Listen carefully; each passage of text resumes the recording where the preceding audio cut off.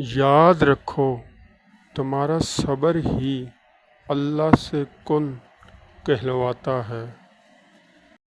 اس دن کی سب محبتیں جھوٹی لگنے لگیں گی جب سنو گے یا رب امتی امتی صلی اللہ علیہ وسلم۔ تہجد وہ آخری مرہم ہے جس کے بعد نہ کوئی زخم ستاتا ہے نہ کوئی غم رلاتا ہے۔ صبر سے گزار کر اللہ تمہارے یقین کا امتحان لیتا ہے۔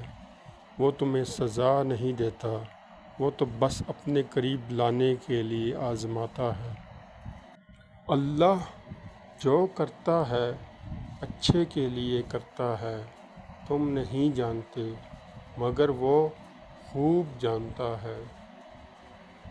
سب سے پہلے دعا، دعا کے بعد صبر، صبر کے بعد یقین، پھر آپ کا سفر بہترین۔